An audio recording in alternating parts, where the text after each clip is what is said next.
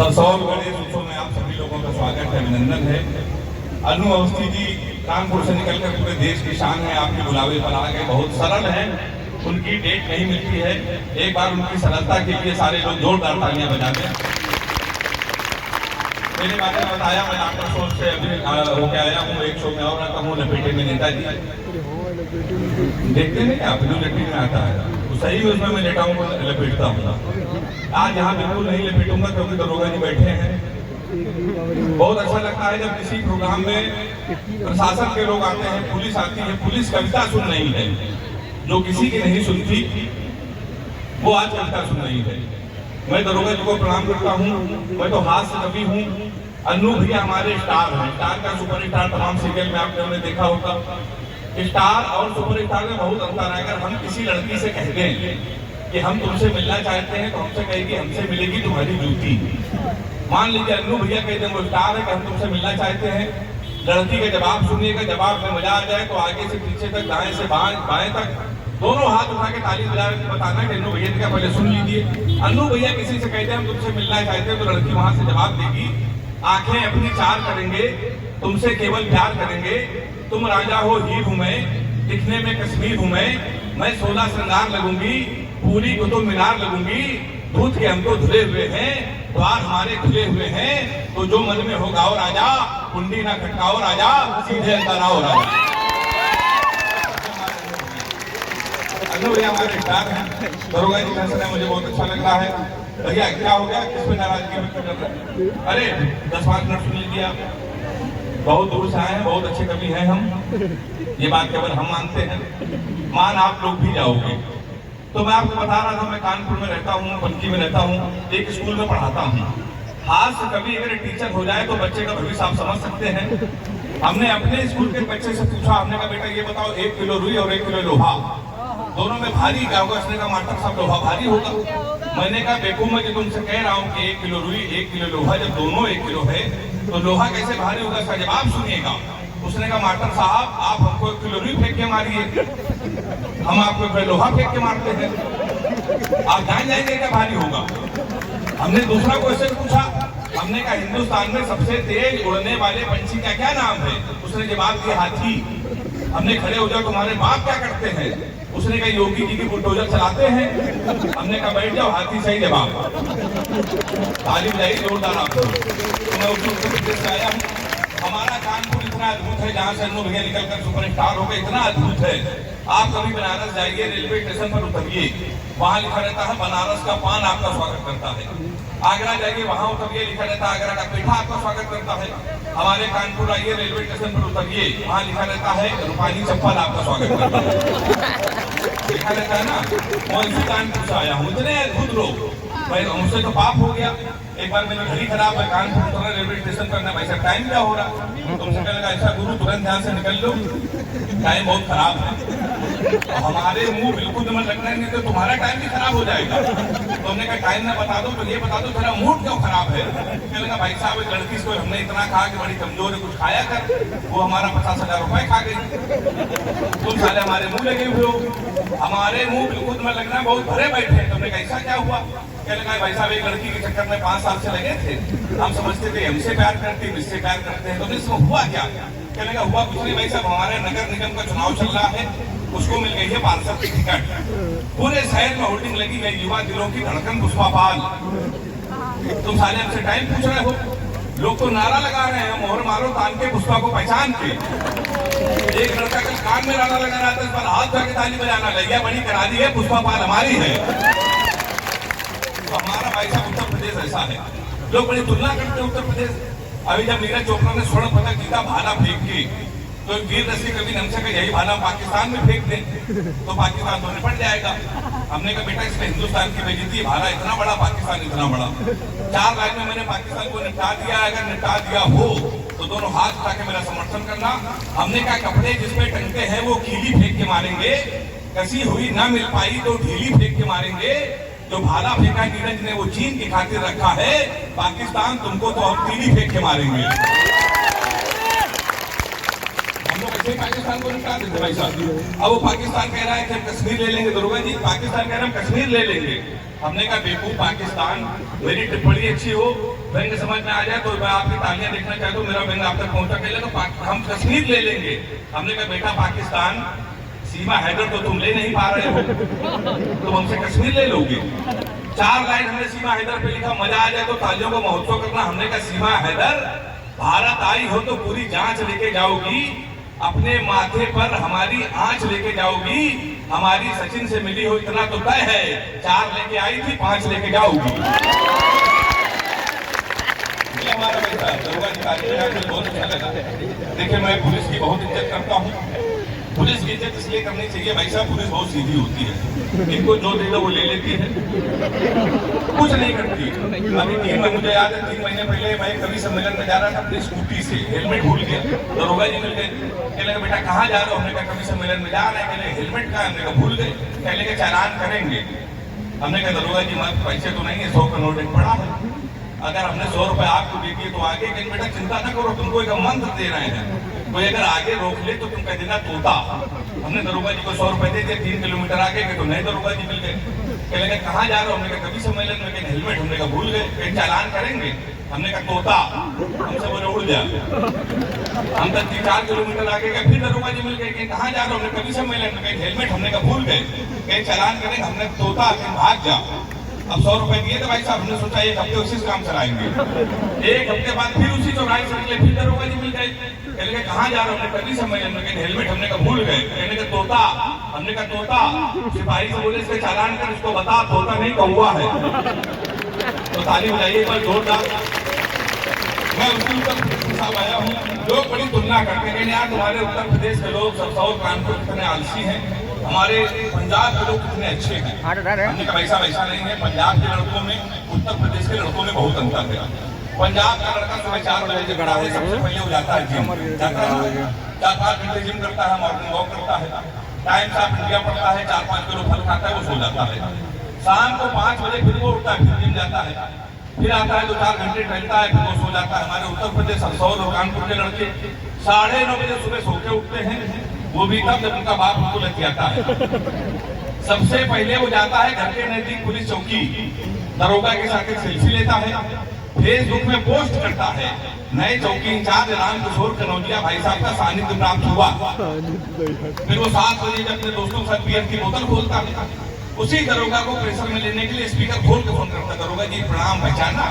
अब दरोगा समझता उस समय इसके मुंह न लगे, उस समय उसकी लगी हुई है, दरोगा उसका फोन काट देता है।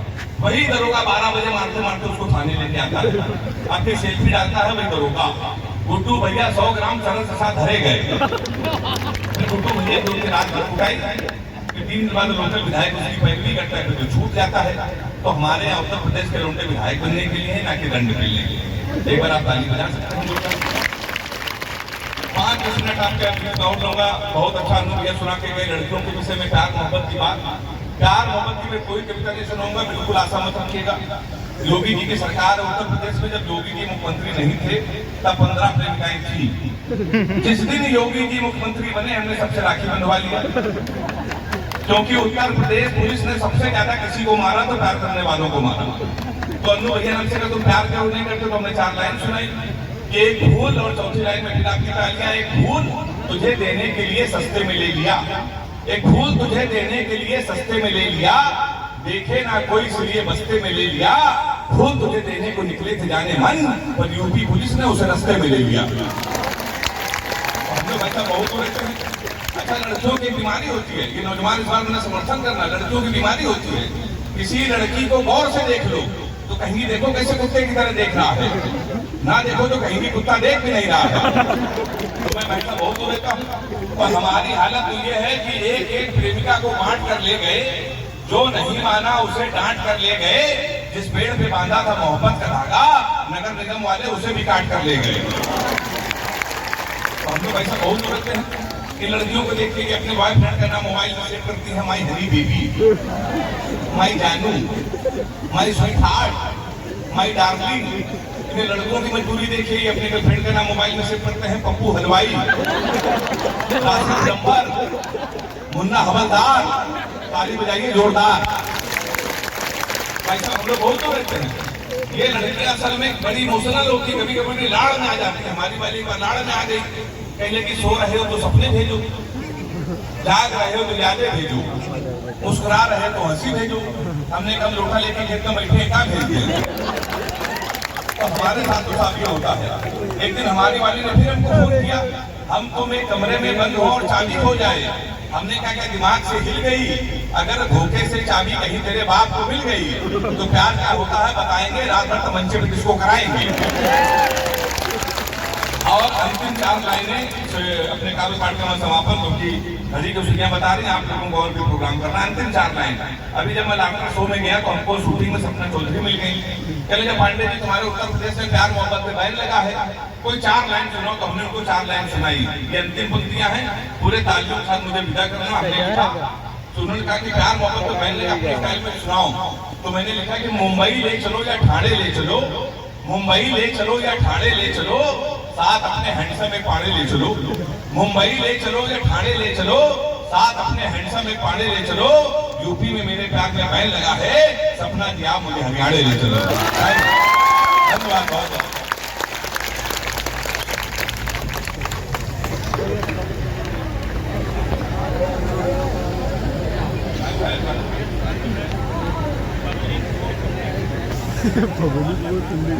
आप लोग और सुनना चाहते हैं तो ताली बजा के बताएं, नहीं हम लोग और मैं ये सब सुनाऊंगा कि समापन अनु भैया करेंगे। वो हमारे संरक्षक हैं। मैं जब लाफ्टर शो में गया तो उनकी प्रेरणा लेकर गया और उन्होंने मेरा इतना साथ किया, इतना आशीर्वाद दिया कि मेरे पैर उस बड़े चक्कर में लड़खड़ाए नहीं तो मैं फाइनल तक पहुंचा। अनु भैया से बहुत मुझे सीखने को मिलता है। तो मैं प्यार मोहब्बत के विषय में बता रहा था। भाई साहब लोग कहते हैं कि नाम में कुछ नहीं रखा, ये बात सच है, नाम में कुछ नहीं रखा है। मुमताज नाम था उसका, वो हमारा नुकसान करके चली गई। फिर हम रोशनी नाम की लड़की में शिफ्ट हुए तो 2.5 साल उसने भी हमको अंधेरे में रखा। लोग सही कहते नाम में कुछ नहीं रखा, आपको सही बता रहा हूँ। अभी मैं दुबई गया 1 साल पहले बड़े कवि सम्मेलन में, तो हमारी वाली ने फोन किया, कहने लगे हमने सुना है तुम दुबई में हो। तो हमने कहा सही सुना है। कहने लगे हमारे लिए एक सोने की चैन ले आना। हमने कहा क्यों? कहने लगी हम तुमको जीवन भर याद करते रहेंगे। हमने कहा किस खुशी में? कहने लगे जीवन भर दूसरे के दुबई में सोना सस्ता है, चैन लेके आओ जीवन भर याद करते रहेंगे। हमने कहा पगली हम तुम्हारे लिए चैन नहीं लाएंगे, फिर भी तुम हमको याद करते रहोगे। हमने पूछा कैसे? कहने लगी सोचो कि हरामपुर से पहली बार मुझे लाने को कहा था कि वहां से भी खाली हाथ चला आया है। तो साहब हमारे साथ तो ये होता है। अनु भैया बता रहे थे शादी के विषय में महिलाएं इतनी आएंगे। किसी भी प्रोग्राम में मैं सच बताऊं, रोज हम लोग रहते हैं 10,000 20,000 कवि सम्मेलन करते हैं, इतनी महिलाएं कहीं नहीं होती। आप महिलाओं को कवि सम्मेलन में बुलाइए, लाफ्टर शो में बुलाइए, मूवी दिखाने ले जाइए, अपनी पत्नियों को इनके साथ कभी खरीदारी मत करना। अगर कपड़े खरीदने चले गए तो भाई साहब जीवन भर रोगे। मैं 1 हफ्ते से रो रहा हूँ, दरोगा जी सही बता रहा हूँ।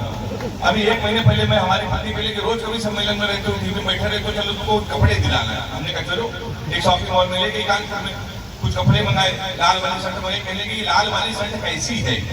अब आप अपने सीने पे हाथ रख के कसम खाओ, अगर आपकी पत्नी आपसे पूछ ले ये चीज कैसी है तो आप क्या कहोगे? खराब है। आपको डर के मारे कहना पड़ेगा बहुत अच्छी है। पत्नी की हाँ में हाँ मिलाना पड़ेगा। हम भी हाँ में हाँ मिलाने लगे, कहने की लाल वाली शर्ट कैसी है? हमने कहा लाल वाली बहुत अच्छी है। कहने की थोड़ी बड़ी है। तो हमने कहा थोड़ी बड़ी है। कहने की लेकिन बड़ी है तो काम आएगी। तो हमने कहा काम आएगी। कहने की 2 ले लें। हमने कहा 2 ले लो। हमको हाँ में हाँ मिलाना, हमने कहा 2 ले लो। कहने की ये काली वाली कैसी है? हमने कहा काली वाली का कोई जवाब नहीं। कहने कि तुम्हारे ऊपर खिलेगी लाल वाली। तो हमने कहा हमारे ऊपर लाल वाली खिलेगी। कहने की सफेद वाली का कोई जवाब नहीं। जब हमको हाँ में, हमने कहा सफेद वाली का कोई जवाब नहीं। कहने की पीली वाली कैसी है? हमने कहा पीली वाली भी अच्छी है। कहने की पीली वाली पसंद है? हमने कहा पसंद है। कहने पैक करा ले। हमने पैक करा दो। भाई साहब उसने पीली वाली पैक करा ली। हम घर पे आए तो पहली धुलाई में पीली वाली में कलर छोड़ दिया। वो बेलन लेके हमारे पास आई, कहने लगी 3 घंटे से तुमसे कह रही थी लाल वाली ले लो, लाल वाली ले लो, लाल वाली ले लो, तुम्हारे चक्कर में हम फंस गए। ये पत्नियां होती है। ताली बजाइए जोरदार आपको। शादी के विषय में बता रहे धन्नू भैया। देखिए हम लोग भाई साहब हाथ से कवि हैं, हम लोगों को सीरियस नहीं लेता। हमारी तमाम बार शादियां इसलिए लौट नहीं कि हम हाथ से कवि। हमने अनु भैया खाद दिखाया। हमने कहा भाई साहब हमारी शादी कब होगी? कहने लगे बेटा 2020 का कोई मुहूर्त नहीं है। हमने कहा उसके बाद? बोले उसके बाद कोई जरूरत नहीं है। तो हम लोगों की शादी इसी चक्कर में लौट जाती है। ऐसा नहीं कि रिश्ते नहीं आते। एक रिश्ता हमारे आया तो लड़की की माँ ने हमारी माँ से पूछा लड़का क्या करता है? तो हमारी माँ क्या कवि है। बोले उनके पिताजी क्या करते हैं? बोले वो भी कभी। बोले उनके पिताजी? बोले वो भी कभी। बोले क्या घर में कोई इंसान नहीं है? रिश्ता लौट गया। एक महीने बाद फिर एक रिश्ता आया। फिर लड़की के माँ ने पूछा लड़का क्या करता? तो हमारी माँ ने कहा कवि। उन्होंने शादी मंजूर। अच्छा कवि के नाम से कई रिश्ते लौट गए। हमारी माँ ने कहा मंजूर क्यों? तो बोली जोड़ी बहुत अच्छी रहेगी, आपका लड़का कवि, हमारी लड़की पागल है। तो तमाम बार हमारी शादी साथ लौट गई। पर आपको सच्ची घटना बता दूं, मेरी शादी हो गई। भारत और पाकिस्तान का मैच था क्रिकेट का 4 साल पहले हमारी शादी। हमने पिताजी से कहा पूरा हिंदुस्तान मैच देख रहा है, हमारी आप शादी कर रहे हो? भाई साहब नहीं मानी, शादी कर दी। भारत और पाकिस्तान का सेमीफाइनल मैच हमारी शादी। हमारे कुछ कानपुर के दोस्त हमारी बारात में डांस कर रहे थे, कान में मोबाइल लगा के भारत पाकिस्तान सेमीफाइनल मैच की कमेंट्री भी सुन रहे थे। दोनों काम एक साथ कर, बारात में डांस कर रहे, कान में मोबाइल लगा कमेंट्री सुन रहे। हम दूल्हे के बेटे सजे थे, घोड़ी के ऊपर बैठे थे। जैसे बारात घर पहुंचने वाले थे, एक लड़का घूम कर हमारी तरफ चिल्लाया, बोला छक्का। हमने कहा भाई साहब, हमने कभी कहा छक्का? कहने लगा विराट कोहली ने मारा है। तो हमने कहा कोहली ने मारा तो हमारी तरफ क्यों देख रहे हो? शादी के पहले दिन छक्का कह रहा हो, देख के हमको। हमने कहा अपनी मारे तो हमारी तरफ ना देखना। पता चला 2 मिनट में इंडिया मैच जीत गई। किसी ने खुशी के मारे घोड़ी के नीचे सुतली बम रख दिया। अब वो बम फटा तो घोड़ी भागने लगी, हम भी भागने लगे। हमने चलती घोड़ी से पिताजी को फोन मिलाया। हमसे बोले कहाँ बेटा? हमने कहा पिताजी भाग रहे हैं। बोले किसके साथ? घोड़ी तो हम लोग ऐसे वजह से बारात आए थे। हमने कहा घोड़ी के साथ। बोले भाई भागना तो किसी लड़की के साथ भाग जाते। हमने कहा पिता जो बह गई थी। कहने लगे आज घोड़ी बहकी है, कल को गधी बहकी तो उसके साथ भाग जाओगे।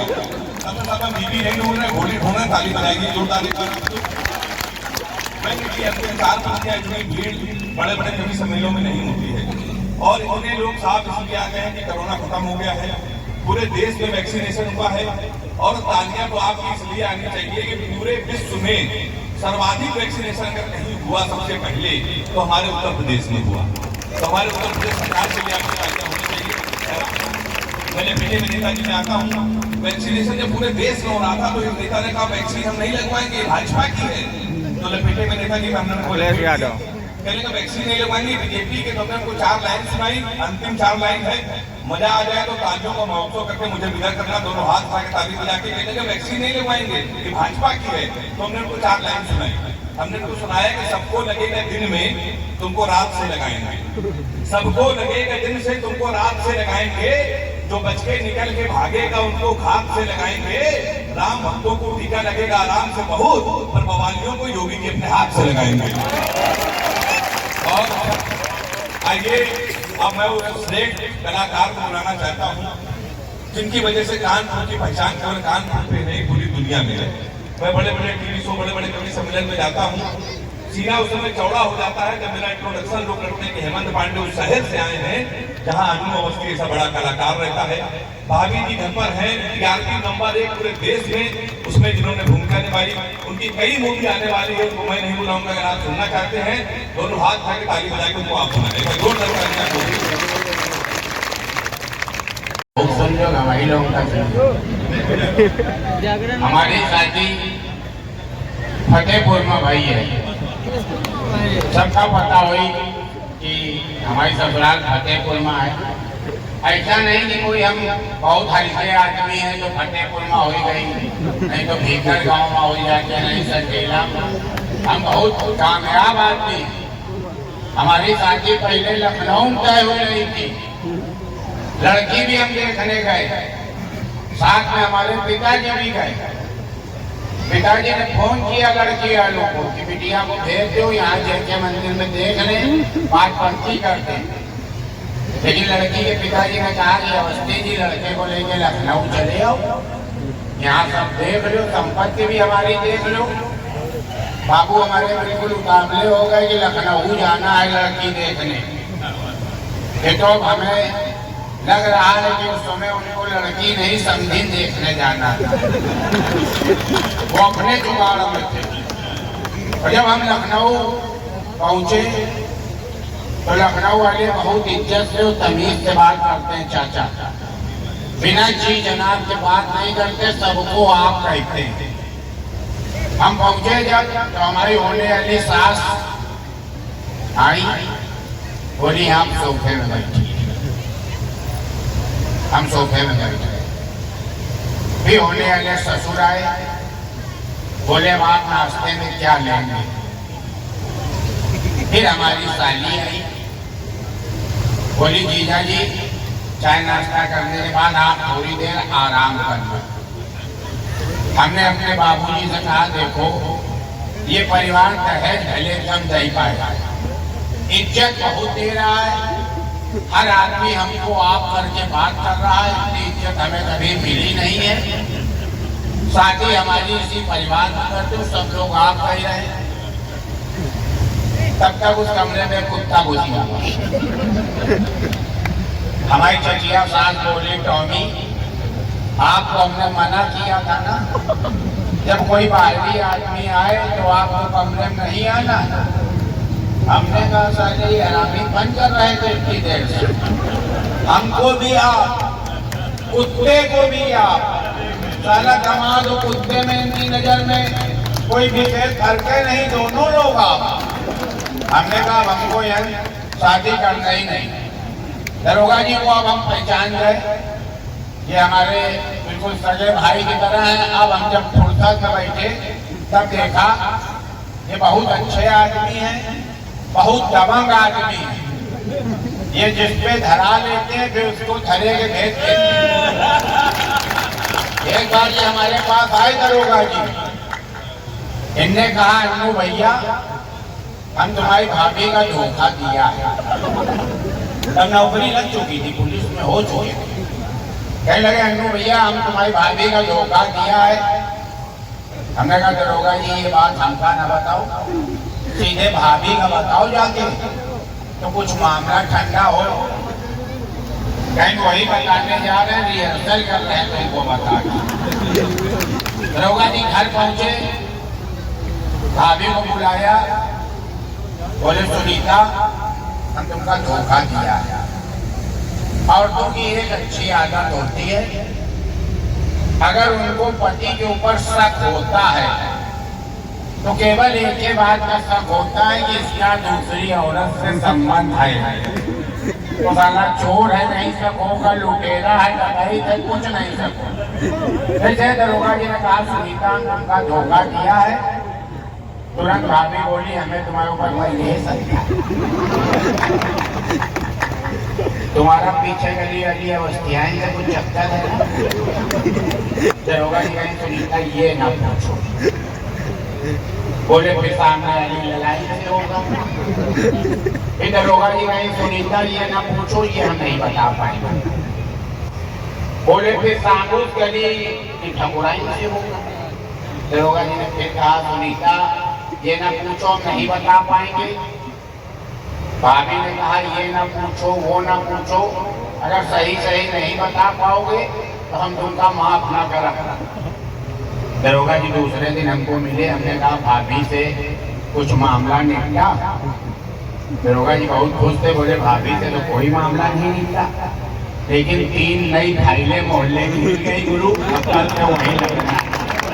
बहुत अच्छे। एक आप लोग को बिल्कुल सच्ची घटना सुनाते हैं, आप लोग बोर हो रहे होंगे, हम समझ रहे हैं, लेकिन बस लास्ट है। हम लोग तो जा ही रहे थे, कमेटी आई है, बताओ क्या करें।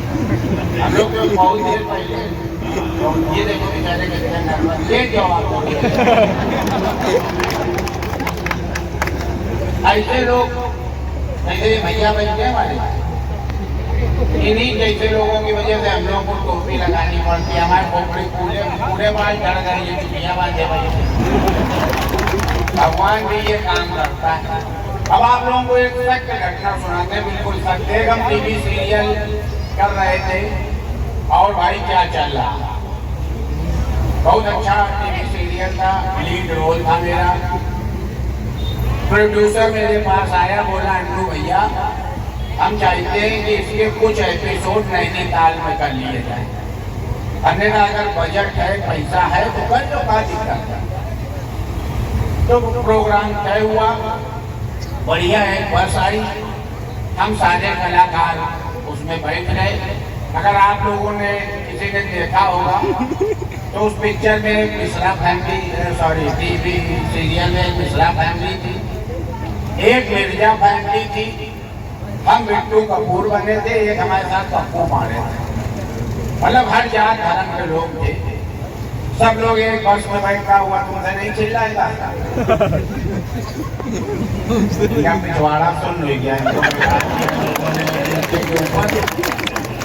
पूरा लोड है क्या दूरे इधर बैठ जाओ ना तुम भी तो बच्चे हो वहाँ। कुछ लोग बहुत बड़ा होते हैं जहाँ दूर के बैठते हैं, थोड़ी देर अच्छा लगता है, लेकिन अभी इतनी देर से बैठते हैं कमेटी वालों ने भी चक्कर में कह दिया अभी और सुनो। तो हम लोग सारे कलाकार उस बस में बैठ गए, बिल्कुल सत्य घटना है। और बस चल दी। जब हम लोग हल्द्वानी पहुंचे तो ड्राइवर ने एक जगह बस खड़ी करी, बोले जब जिसको चाय नाश्ता करना हो कर लो, हाथ मुंह धो लो, अब इसके बाद नैनीताल की चढ़ाई चालू हो। नैनीताल की चढ़ाई बहुत खड़ी है, बिल्कुल सीधी कटी। हम लोग ने चाय आए पिया, उतनी देर में ड्राइवर एक पौवा मारी आया। हमने ड्राइवर से कहा कि ये गलत बात है, हम लोगों से कहो चाय पी लो, और खुद पौवा मारी आए। बोला हम दिल्ली के रहने वाले हैं, वहाँ चाय मिलती नहीं है, दारू मिलती है, तो हम दारू पी लिया। हमने कहा चलो ये अच्छी बात है, सही में दिल्ली में दारू का बड़ा प्रचलन है, हर दूसरे घर के बाहर दारू मिलती। अब जब वो दारू पी ली, हम लोग बैठ गए, तो उसने गाड़ी में फर्स्ट गियर लगाया, वो 80 की स्पीड से बस उठाई, साला रॉकेट बना दी 80 की स्पीड, और मोड़ पड़ा तो उतनी ही स्पीड से उस मोड़ पे मोड़ दी। और जब मोड़ रहा था तो बड़ी जोर से चिल्लाया जय जय श्री राम। गाड़ी मुड़ गई, अब दूसरी चढ़ाई चढ़ रहा, बस कट चल रही, मोड़ आया, फिर 80 की स्पीड में मोड़ दी, फिर चिल्लाया जय जय श्री राम। मिर्जा फैमिली बैठी थी, मिर्जा की अम्मा हमसे कहीं बहुआ यहाँ आओ। हमने कहा बताओ चाची। बोली एक तो ये 100 की स्पीड में चला रहा, एक तरफ खाई है, एक तरफ पहाड़ है, उतनी ही जोर मोड़ देता है, मान लो बस खाई में गिर गई। जय जय श्री राम चिल्ला रहा, तो श्री राम तुम लोगों का तो बचा देंगे। और जब वो नीचे आएंगे उनको पता चलेगा कि ये मिर्जा फैमिली है, कहेंगे अपने वाले बुलाओ, अपने वाले का तो हम लोग नहीं देखा आज तक। तो हमने कहा चाची ये सनातन धर्म का ड्राइवर है, ये जय श्री राम में चिल्लाएगा, आप अपना समझ लो। तब तक का बस 100 की स्पीड में भाग रही, फिर मुड़ी, फिर जय श्री राम चिल्लाया, फिर भागी बस, फिर मुड़ी, फिर जय श्री राम चिल्लाया। इस बार हमने देखा बस में 10 लोग जय श्री राम चिल्ला रहे थे। मिर्जा की अम्मा भी जय श्री राम चिल्ला रहे थे, मिर्जा की पत्नी भी जय श्री राम चिल्ला रही थी, मिश्रा के पप्पा भी जय श्री राम चिल्ला रहे थे। हमने कहा योगी मोदी जो काम इन लोगों से 9 साल में नहीं करा पाए, एक पौवा 10 मिनट में करा दी। तो बहुत बहुत बधाई, बहुत बहुत शुभकामनाएं। आप लोगों के सरसौल के एक लड़के की आज नौकरी अमेरिका में लग गई है और वो पायलट बन गया, उसके लिए तालियां। बहुत बड़ी बात है, सरसौल जैसे जगह के लड़के की नौकरी अमेरिका में पायलट बना दे कोई। और कितने सीधे और सच्चे लोग हैं सरसौल के। आज उसका इंटरव्यू चल रहा था और जब अमेरिका के राष्ट्रपति ने उससे पूछा कि रॉकेट लॉन्चर चला लेते हो, सरसौल का सीधा आदमी उसने साफ मना कर दिया, रॉकेट लॉन्चर नहीं चला पाते। फिर उसने राष्ट्रपति ने पूछा तोप चला लेते हो, फिर उसने मना कर दिया भैया तोप नहीं चला पाते, झूठ बोली ना कोई वहां तोप चलवा थोड़ी देते।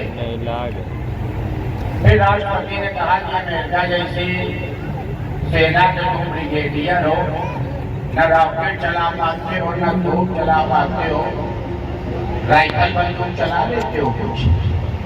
उनने कहा देखो बाबू सरसौल के हैं गुम्मा चला लेते, कोई इस तरह का मैटर हो तो हमको बुला ले। बहुत बहुत धन्यवाद आप लोगों का, बहुत बहुत बधाई, क्योंकि हम लोग जब से गणेश महोत्सव शुरू हुआ है लगभग रोज 6, 7, 8 जगह जा रहे हैं। भैया हमसे नमस्ते करो क्या? ये पूछ चुके हैं, कभी कभी नमस्ते आदमी इसलिए भी करता है। हमारे साथ हमारे बापू से नमस्ते इसलिए करते कि बहुत है कि अब जाओ,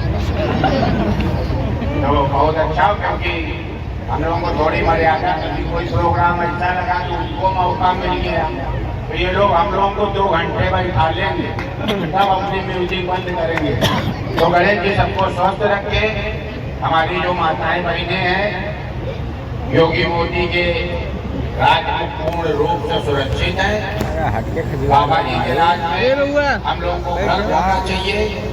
इस समय कोई ऐसी सरकार है जो सनातन धर्म के लिए खुल के बोल रही है, उसका हम कोई भाजपा के स्टार प्रचारक नहीं है।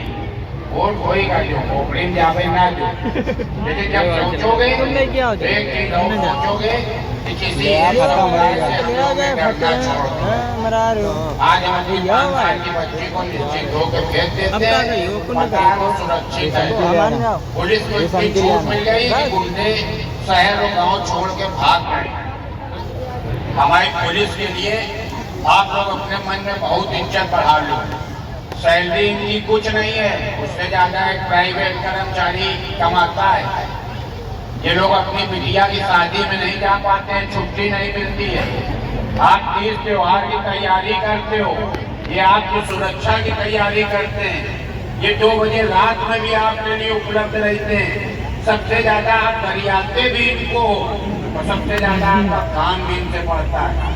पुलिस की, सन्यासी की, महिलाओं की और बुजुर्गों की जीवन भर इज्जत करना, कभी आपको कोई दिक्कत नहीं आएगी। और ये हमारी जो गजानन कमेटी है, इधर बाई तरफ भी बैठे, दाई तरफ भी बैठे, और चाचा में लग रहा चाचा आप कमेटी हो ना, जितने लोग पीले कुर्ते पहने हमारा चरण स्पर्श स्वीकार करो पहले। जितने ये लोग बैठे ये पूरे साल तैयारी करते हैं, और जितना ये पिंटू हमको पूरे साल सेट कर रखता है। पत्ती चूड़ी लगी भाई, हल्दी लगी, वो हमारे कहने लगा पिसवाक लाई, हमारी पत्नी पकड़ ली, कहीं चूड़ी लगी भाई कौन पिसवाकी, तो ये भी हरामीपन चलता। 40 रुपया ही कहीं से खरीद ली, हम लोग को लगता है कि शहर में सब चूतिया रहते। भैया बिल्कुल तुड़वाया, हल्दी सुखवाया, पिसवा के लिए चले आए।